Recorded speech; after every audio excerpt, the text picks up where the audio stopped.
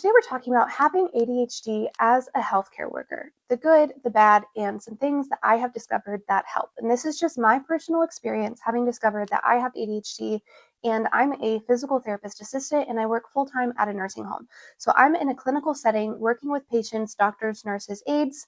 And I just want to talk about what it's like having ADHD while also navigating a very high pace in high intensity work environment because I work with real people with real injuries and who are trying to rehab to get back to their regular lives. I have found that a lot of ADHD content out there is from full-time content creators or people who work from home. And the ADHD advice that they tell you is often related to having full control over your work environment. But if you don't work from home, which I think is the majority of us out there, I just want this video to allow you to feel seen and so that we can share our struggles and what is awesome and what is not so awesome. So having ADHD and working in healthcare is honestly one of the best things and worst things ever. On one hand, I get constant stimulation and constant change, and my patient caseload is always revolving. Every day is different. I get to be creative and problem solve and interact with people. I'm getting dopamine stimulation from other people and from affecting people's lives in a positive way, and that is very rewarding to me. I can hyper focus on a treatment session and get genuine reward from that and genuinely benefit someone's life. But on the other hand, it's also exhausting, and I spend all day dealing with other people's problems, social interactions, solving problems, go, go, go, and it's draining. It's just very, very draining. So here are some great things that I love about having ADHD and working in the healthcare field. My workday is always interesting. I never go into work knowing exactly what I'm doing and exactly what that day is going to look like. I have different patients that I'm working with, different problems to solve, and there's an endless variety of treatment strategies and interventions that I can bring to a patient on any given day. I get to use my creativity and mold my treatment sessions to what I'm in the mood for that day, and of course, what that patient needs. But if I am more tired that day, I might do more seated exercises and strengthening for that patient if that patient also needs those things. If I have a lot of energy and I feel very motivated and very creative, then I might approach that patient with a more creative session and up on their feet doing dynamic balance activities or simulating a home environment task that they might need to do if that's clinically applicable for that patient. And the good thing is, I get to work with those same patients for a period of time, and those patients get to work with other therapists as well. And so it's good to bring variety, but I get to tailor what I bring to that patient based on what I'm in the mood for that day. And I really like that autonomy of care and that I can do what I'm in the mood for that day with that patient within what is obviously clinically acceptable and applicable for that patient and what that patient needs that day. But I don't have to do cookie cutter treatments. So I don't have to sit at my desk and do this one project this day because it's due. I really have control over what I bring to the table on a day-to-day basis with each patient. And I really like that variety. I also get a ton of dopamine from other people. I went through a phase of a couple years of what I realized in hindsight was clinical depression. And I was very, very low for a long time. And my worst times was actually when I was at home and by myself because I didn't have anyone else stimulating my environment. And my best times was actually when I was at work. Even though I blamed my work for my depression at the time, I thought that my job was stressful and that's why I was feeling depressed. Now I've realized that I was feeling depressed because I had undiagnosed ADHD and I didn't know how to regulate my nervous system. And looking back, I actually realized that I was happiest when I was at my job because other people bring me dopamine. Other people's interactions, other people's laughter, other people's jokes and stimulation brings me dopamine and gives me joy. And that was keeping me afloat while I was depressed. And I really love that. Also, my patients are in constant rotation. If you work in healthcare, you're often not working with the same patient for years and years and years every single day.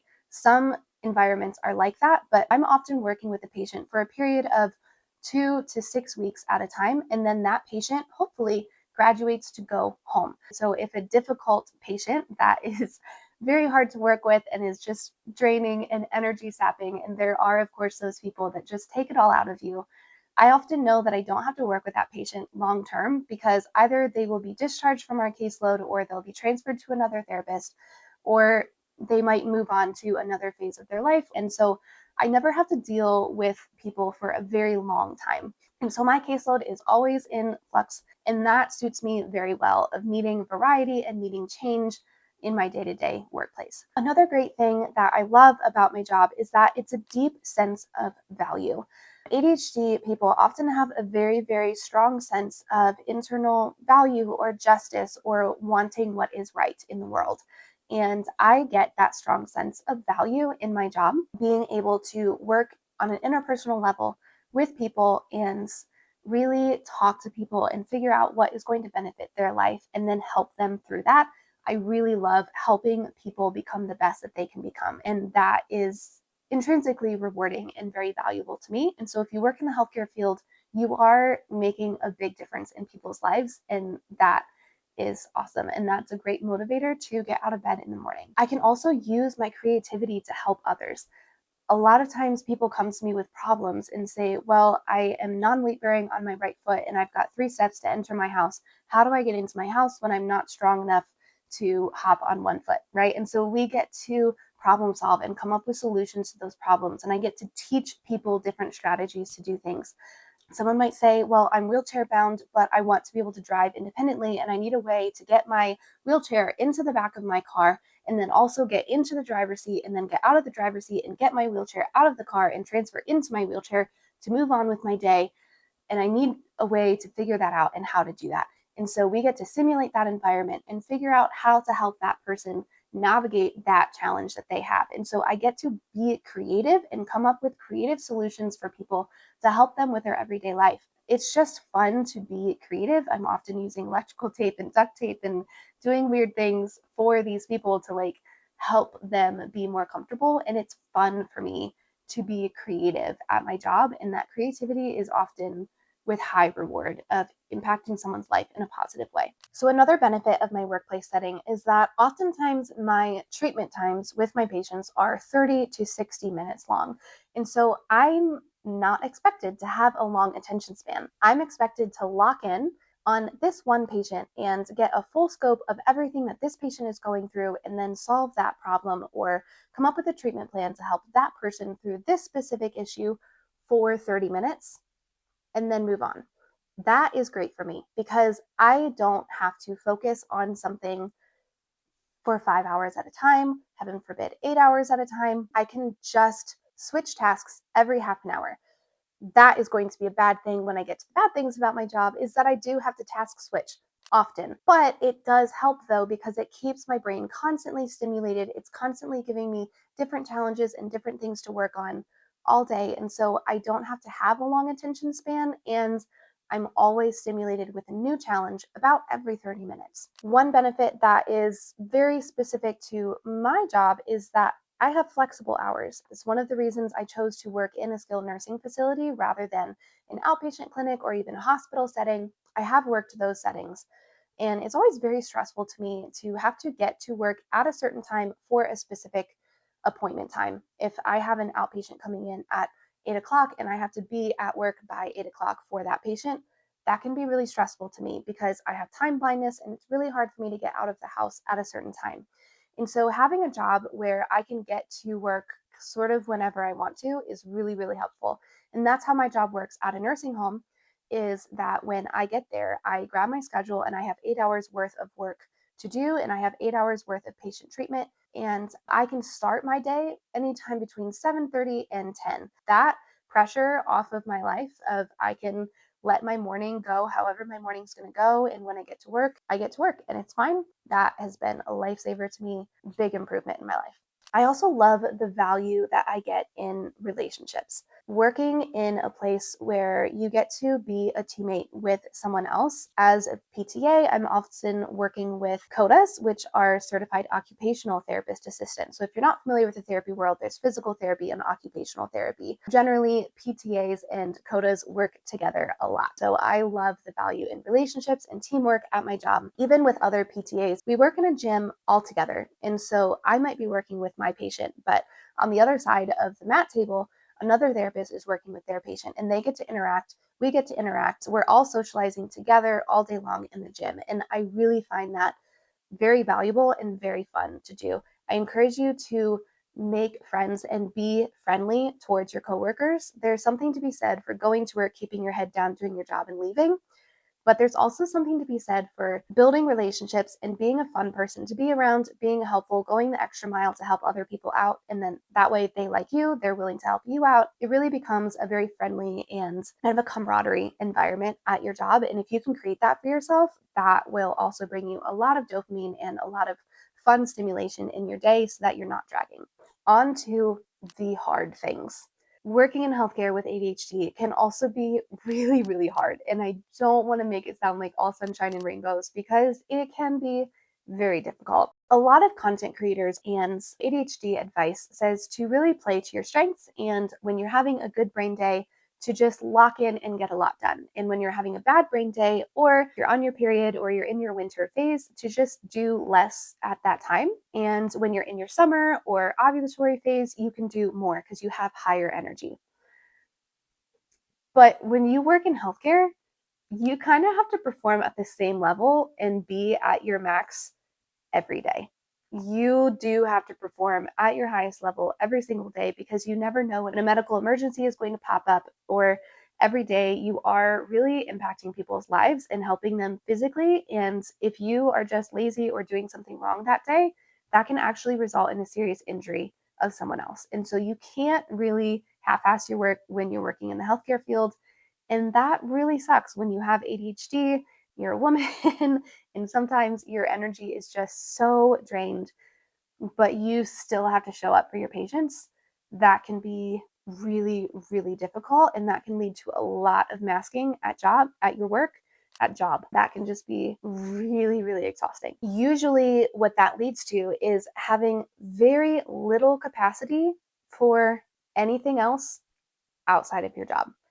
And what I mean by that is when I get off of work, I am dead tired and I have no capacity for anything else. I don't even want to go out to eat. I don't want to go to church. I don't want to do a small group. I don't want to hang out with friends. I want to come home.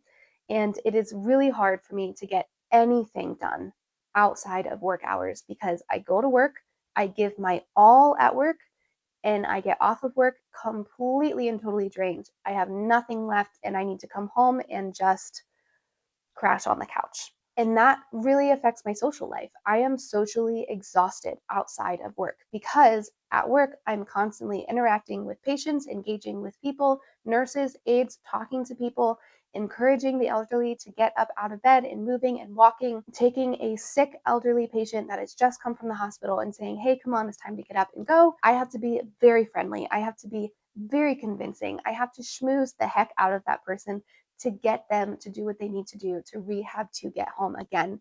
That takes so much mental, emotional, and physical energy from me that I essentially have no social life outside of work because I am exhausted socially and I need space for myself. It can also be very difficult to regulate your nervous system in a high pace, intense environment. I love the elderly. I have full respect for the lives that they've lived and everything that they've gone through.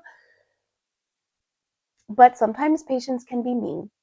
I know that they're sick. I know that they're in pain. I know that they're in one of their worst times of their life when they see me because they're in a nursing home and maybe they didn't choose to come to a nursing home. I get it. I understand.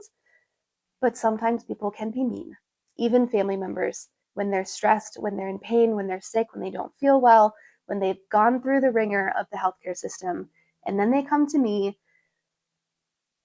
Sometimes they're not nice. Okay. And I have to be nice to people who aren't nice to me. And sometimes I have just had an interaction with a very mean and nasty person who's maybe not mean and nasty in other areas of their life, but at that time, that day, in that moment, they were mean and nasty to me. And I have to take that, be nice back to them, walk away, and then be nice to the next person that I have to interact with. And sometimes those interactions really get to me and they get under my skin, and my heart rate is elevated and my blood pressure is high, and I feel very dysregulated and very upset. And I have to bottle that and move on with my day and see my next person. And that can be really difficult. And all of those little micro interactions that are negative, or even witnessing a negative interaction over here that I have nothing to do with, my empathy and my nervous system is very sensitive to those things, and I can go haywire very quickly. And regulating that and navigating that can be really, really difficult and also really exhausting to mask that. Task switching is nonstop in the healthcare environment, and especially in my role, in my job of working with patients essentially every 30 minutes. The skilled rehab patients, I have 30 minutes, 30 minutes, 30 minutes, 30 minutes. And the way that my job is structured, I have to have 92% productivity. So I can't spend 15 minutes in between each patient transitioning. I have to transition back to back to back to back to back people, patients. So every 30 minutes, I'm task switching. Even sometimes every 2 minutes, I'm task switching because I might enter a patient's room with the goal of doing this thing. And then that patient doesn't want to do that thing. That patient needs to do this thing. Okay, task switch. Now we're going to the bathroom instead of going to the therapy gym. I planned on walking today and they are having stomach issues and can't walk today, and therefore we're doing seated stuff, right? So I am constantly switching from one brain to another brain, working with this person and then that person, working with this high level balance person to this bed bound person who's max of 2. It's a lot of mental flexibility. It's a lot of switching from this to that, to that, to that, to that, to that, to this, to this, to this, to that. Constant interruptions, people asking me questions, coworkers wanting to. It's just a lot. If you work in the healthcare field, you know what I'm talking about. It's a lot. And that can be really hard for ADHD because I would love to just lock in to this one thing, but then I'm called over here and I got to go this way. Or I walk into a patient's room with a plan of we're doing this, and the patient says, no, I don't want to do that. I want to do this. So now we're going this way, right? It's just a lot. Initiating interactions with patients. This one gets me. This one can be the hardest. In my line of work, in my job, I approach the patient and I initiate the therapy session with that patient every 30 minutes. And with ADHD, it is very hard to initiate tasks. It is very hard to start doing something. Starting is the hardest. And especially when you are walking into an unknown situation, you don't really know what you're going to do with that person, and you have to deal with 1,000 other variables of there's also a family member in that room, and you're not sure what that patient is going to want to work on, or there's some blood pressure issues going on that you need to look into. Initiating the interaction with that person can be the hardest thing for me. And what I find myself doing is sitting down and working on my documentation as a way to procrastinate beginning the initiation with that person. And I'll sit down on a bench in the hallway and start typing rather than walking into the patient's room and saying, hi, I'm Shelby, I'm with physical therapy, let's get started. Because I don't want to get started because I'm afraid of the initiation of the task. So, those are all the bad things about having ADHD and working in healthcare. There are good things and there are bad things. Just warning you, if you're thinking about going into healthcare and you know you have ADHD, there's that laid out for you. But now I'm going to get into 10 things that I have learned that really, really help. Okay, these 10 things have improved my work performance, improved my productivity, improved my outlook and my view of my job, how I enjoy my job, getting out of the house and going to work and starting my job. These 10 things might really help you as well. And these are not reliant on obviously you working from home or you having access to your own personal computer all day while you're at work, because I work on a work computer and I can't have personal things on my personal laptop at my job. Okay, so these 10 things might be really helpful for you as well if you work in a job where you don't have control over your environment, you work in the healthcare, you're out of your house, you're out of your environment for your job. These 10 things might be really helpful to you. Remember that you don't actually have to be at your peak performance every single day. Despite popular belief, despite what your brain and conscience might be telling you that you have to be at your best every day for your patients are human and they understand that you're human too. And if you come to your patient and say, hey, I'm actually having a really awful day, bear with me, they actually really enjoy seeing that human side of you. And they are often very, very understanding because you are not that person's only caregiver. You are not that person's only hope. Usually people in the healthcare system are being passed from one caregiver to another to another. They might have multiple therapists seeing them on any given day, especially if you work in an environment where there's a lot of PRN workers or a lot of agency aides coming in and out. Shift change is going to come and the next person might be in a great mood. So if you're not in a good mood, just be kind, treat them like humans, treat them with courtesy, but you don't have to necessarily fake it. You don't have to plaster a mask on your face. Usually people appreciate the genuine you more than the faking it you. Of course, you still have to be alert and on your toes and careful. You don't want to screw up that person's healthcare. Obviously, you can't mess up medications or you'll get fired, right? So, within reason. Okay, so I don't necessarily have 10 things because I'm realizing that I just combined like the first four things in like the very first point. So, forget about the numbers, forget about the 10 things. I'm just going to bullet point these. Yeah, okay. So, the next one is write down the one priority for each patient that you have before you enter their room. This can really, really help decrease the cognitive load. If you have a list of patients that you need to see for the entire day, and it's just a nebulous of anything and everything that you might need to talk to any one of these patients about, then there is so much cognitive load on you and so much unknown and so many variables that might be thrown at you at any given moment when you walk into that patient's room. But if you can just take your list of patients at the very beginning of the day and write down the one thing that needs addressed with that person. And if you address that one thing with that person today, it will be a successful day. And you might have to address something else with that person the next day, or there might be a couple things that you need to address, but just write down the one thing that is the most important for that person for that day. So when I get my schedule in the morning, I will go through every single person that I need to see and I will write down strengthening, balance, walking, stair training, caregiver training, discharge planning, what's their home environment, walking, balance. Like for each person and each person's box, I will write down the one thing that I need to address with that person that day. And so when I am approaching that person and when I'm initiating my next interaction with my next patient, I can look at my schedule and say, okay, walking. Walking is the top priority. If we get walking done, it's a success. That might not be all that we do. We might do walking and balance or walking and strengthening. But I know that this person didn't walk yesterday, so they need to walk today. Therefore, that's what I'm starting with. Hi, my name's Shelby. I'm with physical therapy. Let's get you up and moving. Can we do some walking today? And that's how I'm going to start that session. That just helps to take so much cognitive load off of me, so much of the unknown and the nebulous of I could do any one of 1,000 things with this person today. And it gets rid of the decision fatigue. If I've already decided walking is what needs to happen, that's what we're doing today. Of course, I might need to pivot and change plans if I say let's walk and that person has an excuse or a reason why they don't want to walk today. Then I have to start convincing and schmoozing and smooth talking and encouraging and all of those things to encourage that person to walk, even though they don't want to. That's what healthcare is. But usually, if I come in with a plan and I know what needs to be done, that person is on board for that. Usually, not always. Okay, one hack that I started to implement a couple years ago and actually really works quite well is actually giving yourself a dopamine reward every time you initiate an interaction with the patient.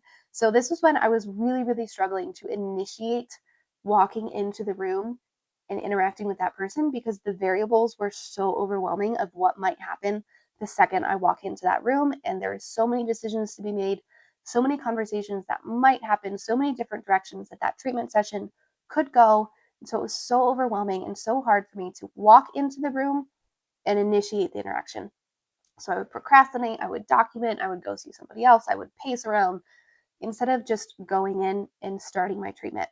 And so what I started doing was carrying a box of Tic Tacs in my pocket. And every time I would walk into the room, I would pop a Tic Tac in my mouth and I would say hi and start interacting with that patient with a Tic Tac in my mouth. I know that sounds so funky, but that was enough of a little tiny dopamine reward to want to initiate the interaction with that person because I would reward myself with a Tic Tac. Tic Tac is small enough that no one ever knew that I was even doing it, but it got me to initiate. It got me to take the first step of walking into the room and starting the interaction. And normally once I'm in the room and I'm interacting with the patient, I'm good to go. I'm smooth sailing from there. I'm locked in. I'm good to go. It's not really hard to navigate from there, but it's just starting that initial interaction that was so difficult. And so I would carry Tic Tacs and just give myself a little reward every time I initiated.